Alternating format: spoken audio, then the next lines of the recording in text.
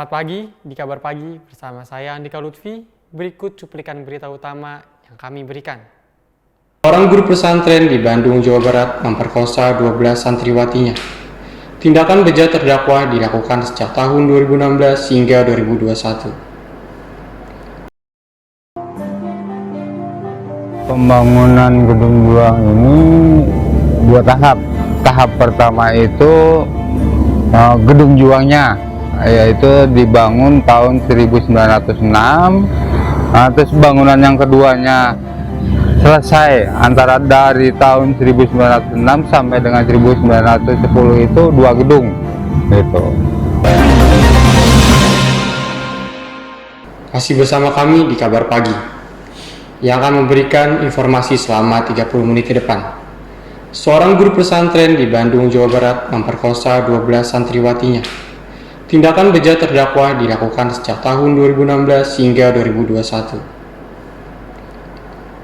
Terdakwa HW yang berkedok pengajar tega memperkosa para santriwatinya. HW melakukan aksi bejatnya di berbagai lokasi, mulai dari bangunan pesantren, apartemen, hingga sejumlah hotel. Tindakan yang dilakukan HW berlangsung dari sejak tahun 2016 hingga 2021. Bahkan beberapa korban yang masih berada di belasan tahun. Kerja paksa terhadap santriwati di Bandung, Jawa Barat rupanya terjadi di sebuah tempat yang berkedok pesantren. Hal itu diungkap Pusat Pelayanan Terpadu Perempuan dan Anak. Dari belasan santriwati yang menjadi korban, 12 diantaranya berasal dari Garut. Dan mereka diiming-imingi belajar gratis di pesantren pelaku yang hanya diasuh oleh pelaku dan dijanjikan untuk menjadi poluan sehingga pengurus pesantren. Kasus ini mulainya terungkap dari curhatan warganet di akun Facebook Mary Silvita pada Kamis 4 November 2021. Akun tersebut menyebutkan para anggota warganya mengadu kepada Dewan PSI Bandung soal adanya pedofil. Pedofil ini mengakibatkan putri mereka menjadi sengsara. Di antaranya dari 12 santriwati yang melahirkan 8 bayi dari hasil yang tak senonoh. Kasus tersebut sudah saat ini di tahap pengadilan dan sekarang sudah disidangkan. Pelaku bersinyal HW sendiri merupakan warga Kampung Biru RT 3 RW 4 Kelurahan Dago, Kecamatan Coblong, Kota Bandung, Jawa Barat. Atas perbuatan HW yang merupakan guru pesantren tersebut dikenakan hukuman selama 20 tahun di penjara. Informasi selanjutnya, Waskita menargetkan konstitusi tol Bekasi Cawang Kampung Melayu atau BCKAYU akan tersambung hingga Bekasi Barat pada akhir tahun ini. Namun target tersebut akan mundur dari jadwal yang tertera. Badan Pengatur Jadwal Tol mendata konstitusi tol BCKAYU seksi 1 sepanjang 16 km rampung akan selesai pada bulan September 2021. Namun demikian, perkembangan konstruksi tol hingga akhir tahun ini di posisi hampir mencapai 96%. Baik, saya serahkan kepada rekan saya yang berada di lokasi, Jeffrey Nicola.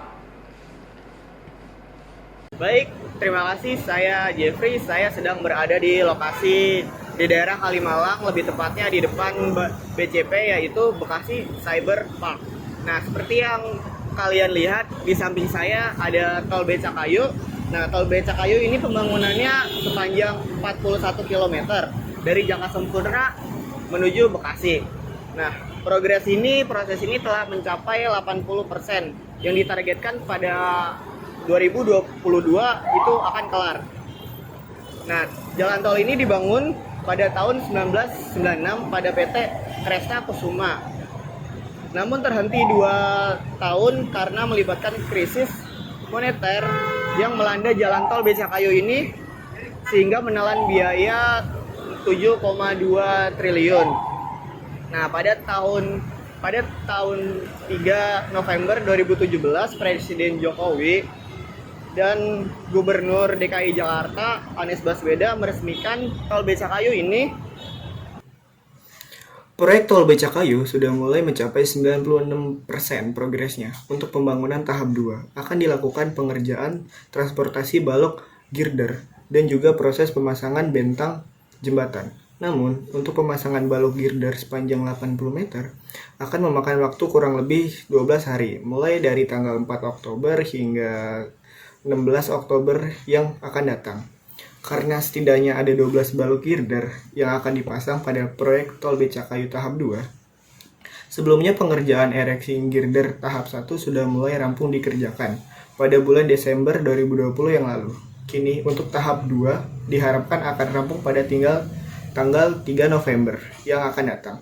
Untuk proyek Tol Becakayu, untuk pemasangan sudah mulai terlihat, namun ada sejumlah fasilitas juga yang sudah disediakan.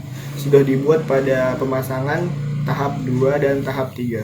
Untuk meminimalisir kemacetan lalu lintas pada saat pemasangan girder tahap 2 dan tahap 3, nantinya pihak Dinas Perhubungan Kota Bekasi akan memberlakukan rekayasa lalu lintas di Simpang Bekasi Cyberpark. Apalagi di Simpang Bekasi Cyberpark ini merupakan salah satu lokasi dari adanya proyek Tol Becakayu pada tahap 2 dan tahap 3. Rekayasa lalu lintas ini akan dilakukan pada saat pengangkatan dan juga mobilisasi girder pada proses pengangkatan itu lalu lintas akan ditutup, nantinya untuk semua kendaraan akan dialihkan. Dengan lambatnya pembangunan Tol Becakayu di Bekasi dikarenakan adanya di perubahan desain eksis yang menjadi dua arah, maka proses ini akan memakan waktu lebih sehingga 3 bulan ke depan. Nah, diharapkan keseluruhan jalan tol ini untuk mengurangi kemacetan di Kalimalang dan di jalan tol Jakarta Cikampek dapat beroperasi pada pertengahan 2022 dan menjadi alternatif pengguna jalan khususnya dari Bekasi dan menuju Tanjung Priuk dan sekitarnya warga waktu tempuh jauh yang singkat. Sekian dari saya, Jeffrey, melaporkan. Lambatnya pembangunan di Bekasi dikarenakan adanya perubahan desain exit tol yang menjadi 2 arah. Masa konstruksi ini akan memakan waktu banyak hingga sekitar 3 bulan ke depan. Tanpa adanya tol Becakayu, tol Jakarta hingga Cikampek, segmen Cikunir, Bekasi Timur, Bekasi Barat, Tambun akan mengalami over kapasitas pada tahun 2025. Namun dengan kehadiran tol Becakayu akan mengurai kapasitas 10% sehingga lalu lintas akan lebih lancar.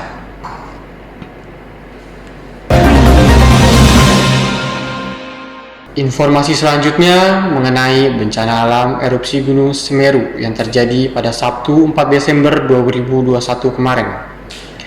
Berdampak sangat besar bagi warga di sekitar Gunung Semeru.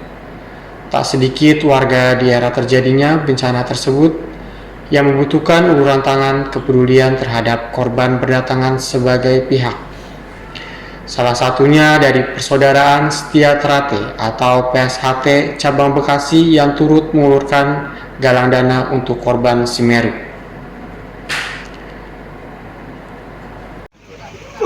Selamat siang, Assalamualaikum. Ini memberikan bantuan pada pengungsi di daerah Gunung Sawur. Alhamdulillah kondisi sudah mulai membaik, hanya saja cuaca agak buruk. Sekarang setelah selesai memberikan bantuan kita turut ke posko. Terima kasih pada seluruh Kadang Setia Trate dimanapun berada. Mohon doa restunya, semoga Lumajang segera membaik, kembali pulih seperti semula. Terima kasih. Wassalamualaikum warahmatullahi wabarakatuh. Untuk mewujudkan solidaritas kemanusiaan serta bentuk rasa peduli terhadap korban dari letusan Gunung Semeru, Persaudaraan Setia Hati Trate atau PSHT Cabang Bekasi Utara gelar aksi turun jalan untuk menggalang dana. Dalam rangka penggalangan dana untuk meringankan beban saudara-saudara kita yang sedang terkena musibah erupsi Gunung Semeru di Kabupaten Lumajang, dari kegiatan ini berharap dengan sedikit bantuan PSHT semoga bisa bermanfaat bagi mereka yang membutuhkan. Tutur kata Ketua Koordinator Kegiatan Muaminin.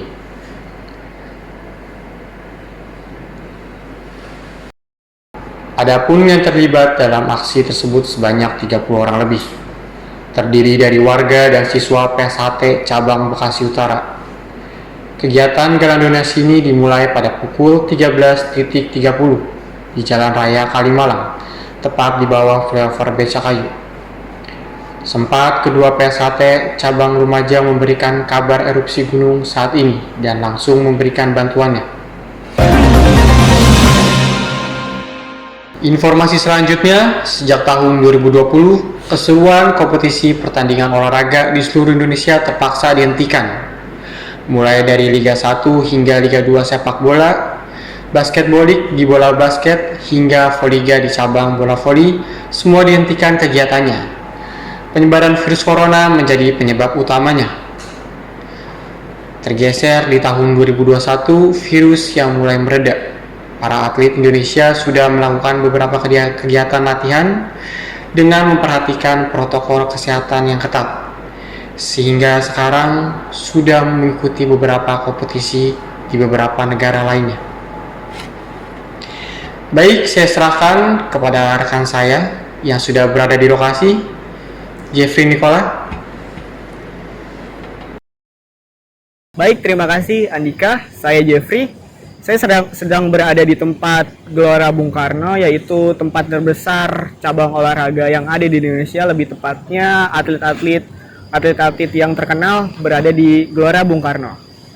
Nah, pada tahun 2020 menjadi tahun kelabu bagi cabang olahraga. Nah, dan cabang olahraga yang terpopuler yaitu sepak bola. Nah, sepak bola itu paling terpuruk, baik tim dan wasit itu terkena imbas dampaknya.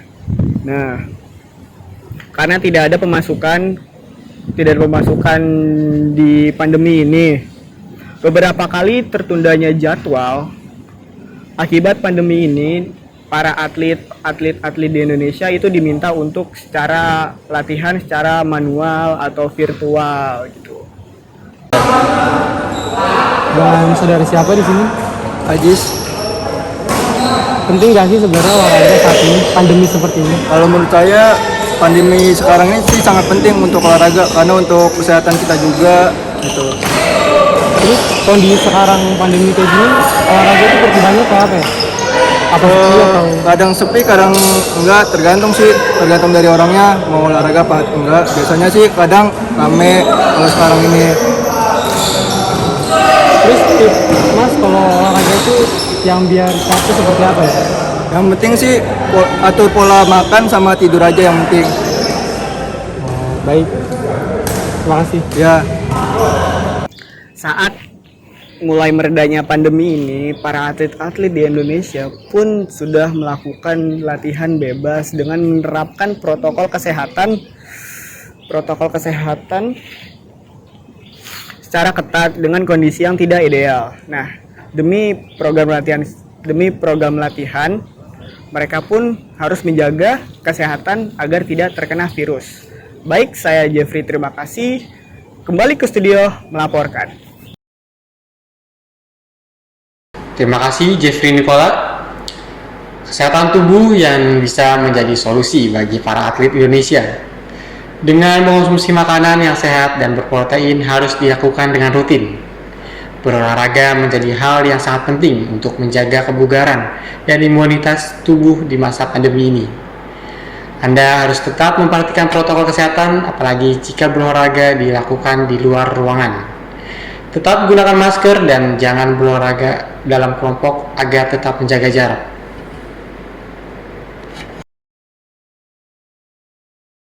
Saya akan memberikan tips bagaimana cara kalian mengkonsumsi makanan sehat bagi yang sedang berolahraga di saat pandemi ini. Penting banget. Beberapa tips yang saya kumpulkan dari beberapa sumber.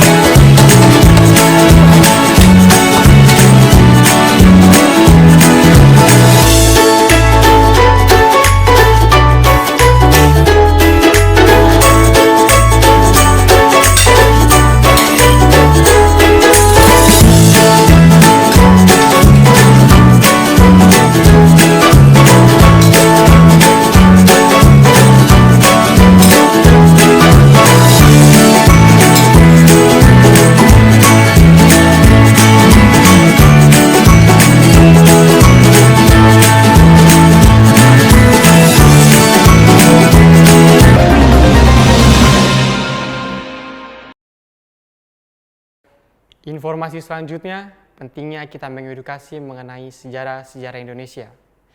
Kini Gedung Juang sudah mulai beroperasi. Gedung Juang merupakan situs destinasi yang berada di Tambun, Bekasi Selatan. Saat ini Gedung Juang sudah difungsikan sebagai Museum Bekasi yang sudah dikelola oleh pemerintah Kabupaten Bekasi. Di dalam Gedung Juang terdapat monumen sejarah Bekasi, serta juga dapat melihat film-film sejarah lainnya. Gedung Juang juga cocok untuk bagi para pelajar, karena di dalam gedungnya tersebut tidak hanya memiliki hiburan saja, tetapi memberikan sebuah informasi sejarah yang melampau asal mula Bekasi dimulai. Baik, rekan saya yang sudah berada di lokasi, yang bernama Jeffrey Nicola, dipersilakan.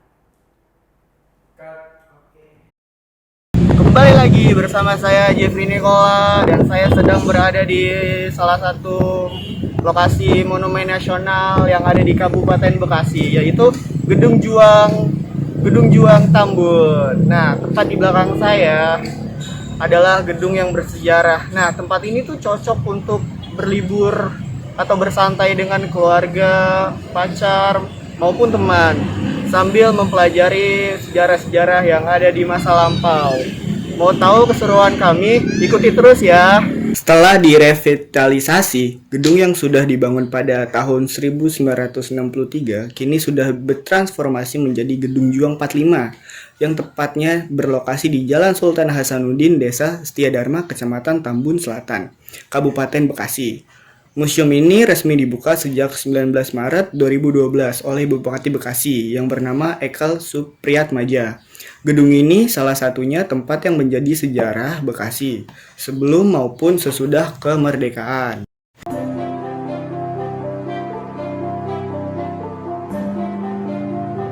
Pembangunan Gedung Juang ini dua tahap. Tahap pertama itu Gedung Juangnya, yaitu dibangun tahun 1906. Terus bangunan yang keduanya selesai antara dari tahun 1906 sampai dengan 1910, itu 2 gedung gitu. Di dalam gedung ini terdapat spot-spot peninggalan sejarah. Disinilah pengunjung akan tahu seluk-beluk perjuangan rakyat Indonesia di Bekasi. Waktu penelusuran, pengunjung akan mungkin dibuat terpesona sebab gedung yang bersejarah sebelumnya sempat terbengkalai, kini telah diisi oleh ruangan yang bernuansa modern yang mengusung konsep digital. Konten-konten ini disajikan mengikuti selera milenial. Museum ini dapat dilengkapi oleh alat-alat canggih seperti video transparan display, virtual reality, hingga buku digital.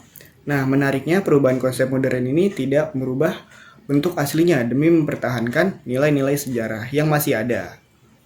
Nah, kita melangkah ke lantai 2, kita dapat menjumpai ruangan teater yang berkapasitas 20 orang. Nah, ruangan ini memutar video dokumenter seluk-beluk Kabupaten Bekasi, mulai dari sejarah, perkembangan seni, budaya, hingga perang kemerdekaan. Nah, belum cukup itu dibuat takjub, mungkin pengunjung akan diarahkan ke ruangan 3 dimensi. Spot ini menampilkan permainan hologram yang bernuansa penjajahan 3 dimensi. Kita akan serasa dibawa langsung ke masa itu. Nah, museum ini dibuka untuk masyarakat umum pada hari Selasa hingga Minggu, mulai pukul 9 pagi hingga 16 waktu Indonesia bagian Barat. Nah, dan tiket ini masih diberlakukan secara gratis pada tahap awal pembukaan ini. Gedung Juang ini diharapkan sarana edukasi sekaligus mampu menarik minat baik dari dalam maupun dari luar untuk mengunjungi Gedung Juang 45 ini. Nah, jadi sekarang saya ingin mewawancarai salah satu pengunjung yang ada di Gedung Juang tersebut. Halo, boleh berkenalan namanya siapa kalau mau tahu? Ya, perkenalkan nama aku Kinanggraini. Aku dari Sukatani. Kakak kesini ngapain ya? Sini aku sama teman-teman aku mau ada jalan-jalan santai aja gitu. Mau lihat-lihat gedung yang ada di sini. Kenapa sih kakak memutuskan pergi ke tempat ini gitu? Soalnya di sekolah aku juga membahas Gedung Juang juga kemarin gitu. Jadi kayak penasaran aja gitu. Apa sih sebenarnya di sini ini gitu adanya gitu. Terus apa yang kakak tahu tentang gedung ini? Aku tuh taunya ya dari pelajaran kemarin yang aku pelajarin, Gedung Juang ini adalah salah satu gedung bersejarah di Kabupaten Bekasi. Ya udah, terima kasih ya kak. Ya, sama-sama Kak. Bagi warga Bekasi yang ingin datang ke tempat Gedung Juang ini, nah selain tempat ini bisa bersantai bersama keluarga, pasangan maupun teman, nah tempat ini juga bisa memberikan informasi mengenai sejarah-sejarah yang ada di masa lampau. Nah, Gedung Juang ini berada di lokasi Kabupaten Bekasi. Nah, lebih tepatnya di Tambun Selatan. Nah, bersama saya Jeffrey Nicola, saya kembalikan ke studio.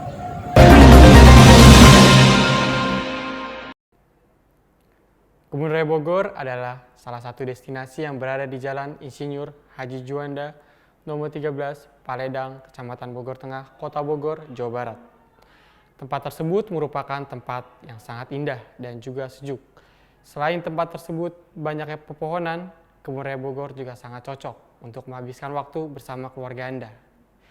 Berikut rekan kami yang berada di Kebun Raya Bogor, Asnan Fahmi dan Arya Maulana, dipersilakan. Ya, bersama saya Asnan Fahmi dan saya sekarang sedang bersama rekan saya Arya Maulana. Nah, di sini kami sedang berada di Kebun Raya Bogor yang berada di Bogor lokasinya. Bogor Kota sih, kayak lebih tepatnya ya kan. Kebun Raya Bogor ini juga memiliki banyak tempat destinasi, kayak bahkan banyak-banyak tanaman-tanaman kan, bagus untuk dikunjungi keluarga.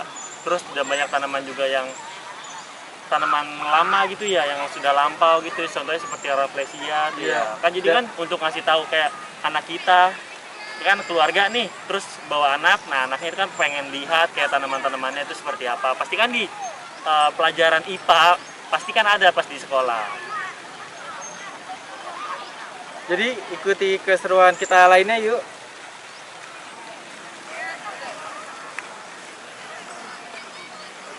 Udah.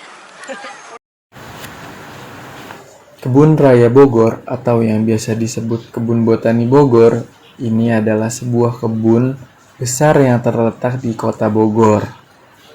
Luas dari Kebun Raya Bogor ini di sekisaran 87 hektar dan memiliki koleksi tanaman sebanyak lebih dari 15.000 jenis pepohonan maupun tumbuhan. Kebun Raya Bogor saat ini sangat digemari oleh wisatawan yang ingin santai dan menikmati kesejukan. Selain berwisata, Kebun Raya Bogor ini sering dipakai sebagai spot wisudawan maupun foto prewedding.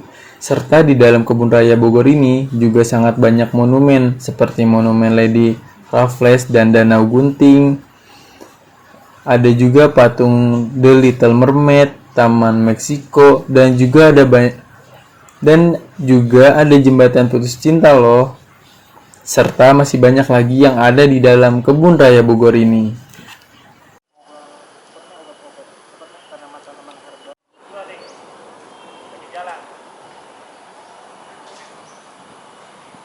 Ya, nih, sini. Nah, sekarang kita lagi di mana nih?